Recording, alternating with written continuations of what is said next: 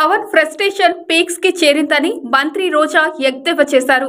పవన్ చంద్రబాబు దగ్గర ఊడిగం చేస్తూ అందరినీ పాతాళానికి తొక్కేస్తున్నారని దుయ్యబట్టారు.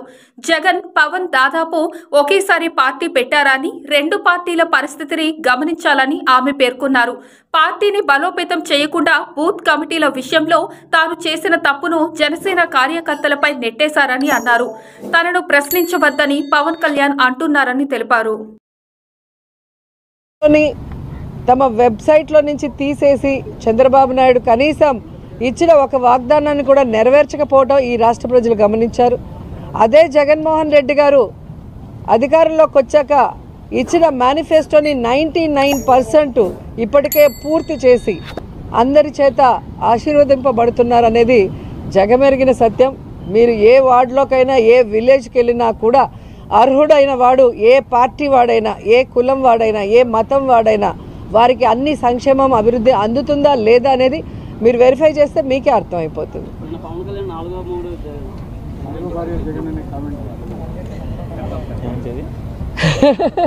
పవన్ కళ్యాణ్ ఫ్రస్ట్రేషన్ పీక్స్లోకి వెళ్ళింది అనేది నిన్న సభ చూస్తే అర్థమైంది. ఈరోజు పవన్ కళ్యాణ్ తెలుసుకోవాల్సింది ఆవేశంగా ఊగితేనో గట్టిగా అరిసి మాట్లాడితే ఓట్లు పడతాయంటే ఆర్ నారాయణమూర్తి గారు ఎప్పుడో ప్రధానమంత్రి అయి ఉండేవారు. సో ఆవేశంగా ఊగామా అరిచి మాట్లాడామా అనేది కాదు. మనం పార్టీ పెడితే ప్రజలకు ఏం చేయబోతున్నాం అనేది చెప్పాలి. ఆ అధికారంలో వచ్చే క్రమంలో ప్రతిపక్ష నాయకుడిగా ఏం చేశాము అనేది ఇక్కడ ప్రజలందరూ కూడా గమనిస్తారు. పార్టీ పెట్టి ఎన్నేళ్ళయింది? దాదాపుగా జగన్ గారు పార్టీ పెట్టిన దానికి పవన్ కళ్యాణ్ పార్టీ పెట్టిన దానికి 1 year తేడా ఉంటుంది అంతే. మరి ఈరోజు జగన్మోహన్ రెడ్డి గారు 151 సీట్లతో తిరుగులేని ముఖ్యమంత్రిగా ప్రజల ఆశీస్సులతో ఎలా అయ్యాడు? ఊరికే అయిపోలేదుగా.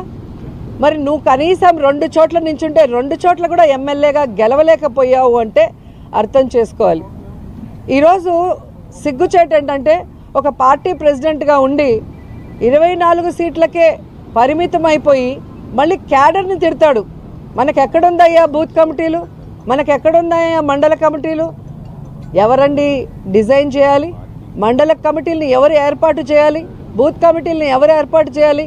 పార్టీ ప్రెసిడెంట్ చేయాలి.